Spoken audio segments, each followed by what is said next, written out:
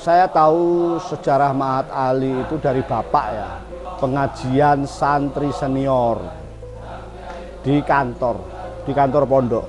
Ya ngaji aja, ngaji yang kitabnya di atas aliyah. Contoh umpamanya fikih, itu kitab Fathul Wahab. Bapak ngaji itu sama guru-guru, sama senior. Saya tanya waktu itu, apa Pak? Jawabannya, aku neruske Pak D. Hamid. Yang namanya, kata Bapak waktu itu Kismun Nizami. Yang sekarang namanya menjadi Mahat Ali itu. Pasca Bapak, tidak ada lagi kegiatan itu. Kemudian muncul, jujur saja saya harus ngomong, ada PP 55. Itu sudah menyebut di penjelasan itu Mahat Ali. Nah, saya tergerak karena kita punya cita-cita pasca pendidikan setelah ulia atau aliyah itu ada pendidikan. Kalau istilah dulu pendidikan sekolah tinggi lah, bahasa umumnya kuliah itu.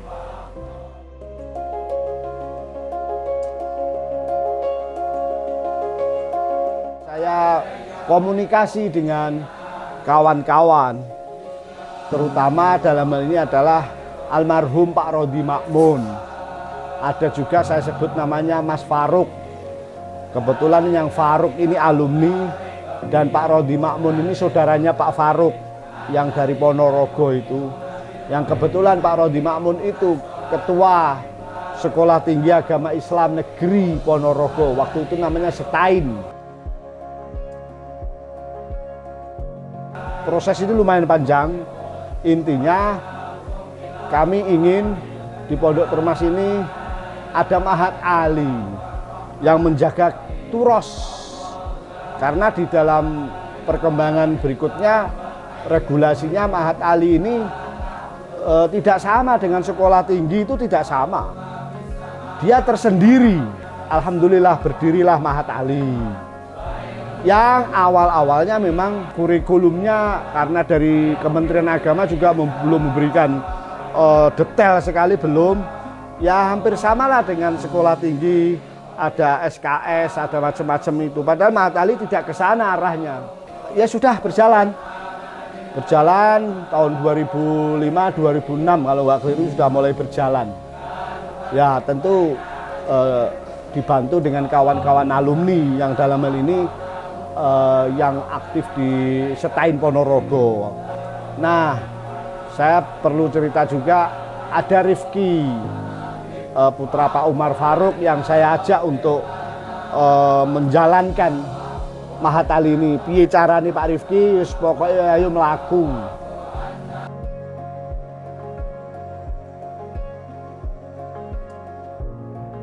Mahat Ali di Indonesia ini semakin hari semakin ramai. Semangat untuk pesantren ini, ada sekolah lanjutan dari ulia, semangat dari pesantren-pesantren tumbuh. Lirboyo bangkit, Ploso bangkit, Sarang bangkit, Termas bangkit.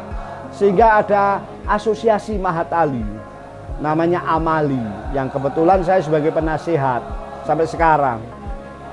Sehingga komunikasi kami Mahat Ali satu dengan yang lainnya ini berjalan dengan baik, sehingga saling memberi masukan, kekurangannya ini, sehingga asosiasi ini efektif.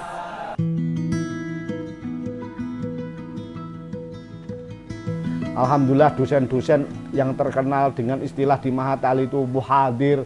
Ada dosen-dosen baru, muhadir baru, Yusuf masuk, Yusuf Rifai ini, dan alumni-alumni kami yang beasiswa S2 dan sebagainya.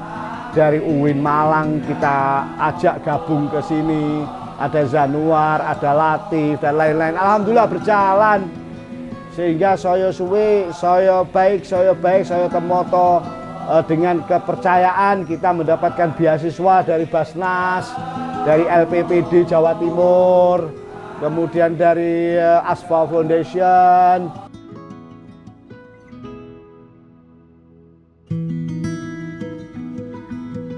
legalitas Mahat Ali ini sudah tidak diragukan di pemerintahan, dalam hal ini Kementerian Agama. Gelar untuk Mahat Ali yang terbaru pun sudah ada dan itu resmi. Kami mendapatkan civil effect gelar SFU, Sarjana Fikih dan Usul Fikih SFU. Jadi memang beda ini dengan sekolah tinggi yang berbasis Kementerian Agama yang di jalur PTKIS atau PTKIN, beda. Jadi Mahat Ali tersendiri. Tapi derajatnya sama. Untuk harapan secara pribadi satu kepada para mahasantri atau mahasiswa, tetap semangat. Kalian itu mahasantri yang punya regulasi oleh negara terkait proses Mahat Ali bagaimana, udahlah percayakan. Itu proses. Karena dalam regulasi yang baru ini tentu dari instansi kementerian satu dengan yang lainnya itu masih proses terus. Masih memang ada yang apa itu Mahat Ali, biasalah itu karena ini makhluk baru kalau istilah kami itu. Tapi kita punya undang-undang.